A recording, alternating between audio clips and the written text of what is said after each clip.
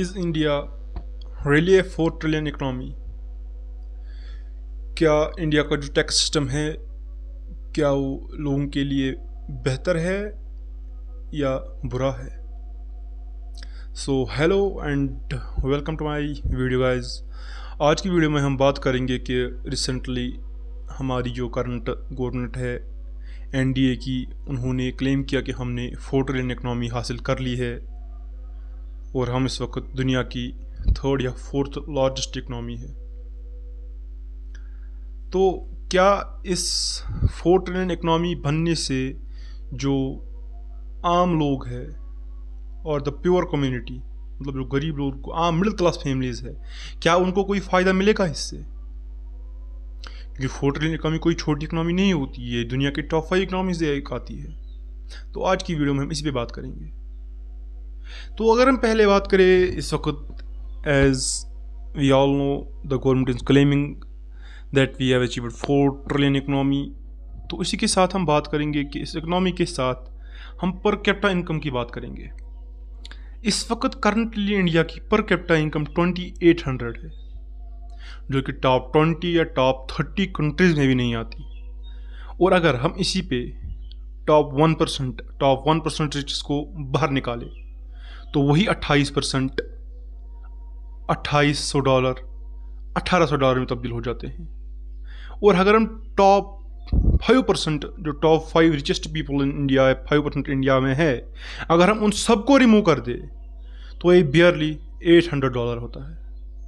मतलब 95% of Indian population is living in a condition जहां वो अफ्रीका की कंट्री से भी पीछे है।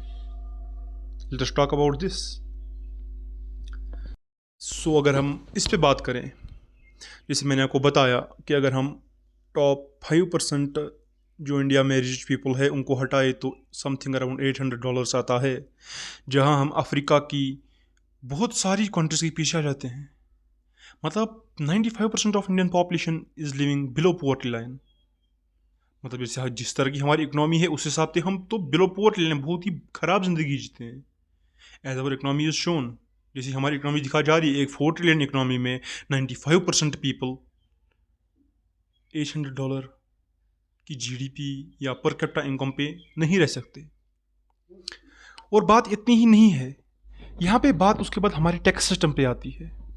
हमारा टैक्स सिस्टम तो पूरा मतलब जर्मनी जैसा है, लेकिन जो हमारे लिए गवर्नमेंट काम करती है वो सोमालिया से भी बदतर है।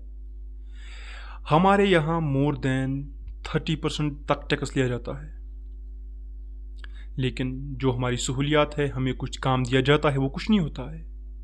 बियरली जितना हमसे टैक्स लिया जाता है उससे 2 या 3% हमको वापस दिया जाता है इन रिटर्न।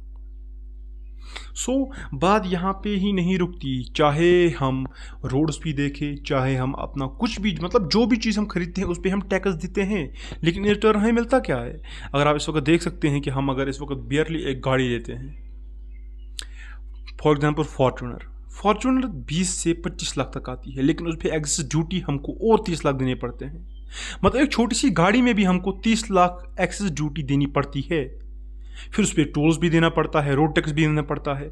मतलब इतना सब देने के बाद हमें क्या मिलता है? एक रोड जिस पे हर किसी जगह गड्ढे होते हैं, पानी आता है, जैसे ही बारिश आती है तो वो कहते हैं ना, पानी आता है, और वो बारिश आता है तो पानी आता है।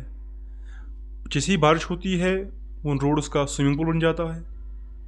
We should talk about this is a big concern to our economy and country. एज आप जानते हैं कि इस वक्त हमारी current population more than 140 CR है।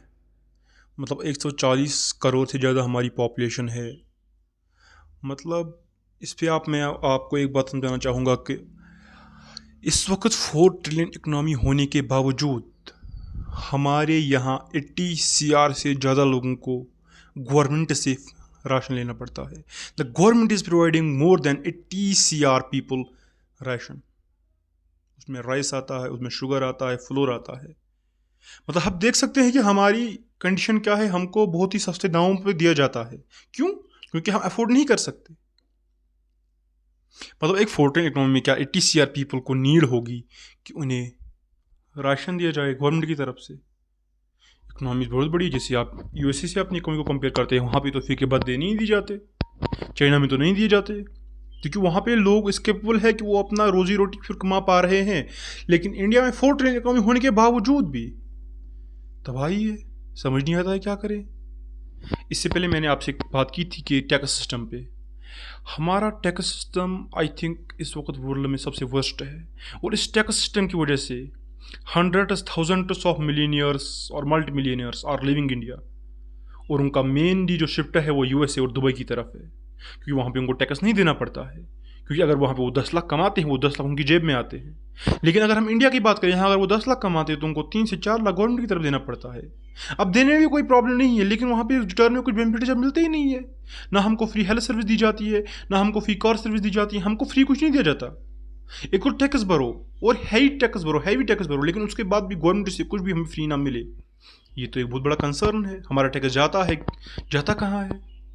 तो इस पर हम आगे भी बात करते रहेंगे। थैंक यू आपको वीडियो देखने के लिए। लाइक, फॉलो और शेयर कीजिए और सब्सक्राइब भी।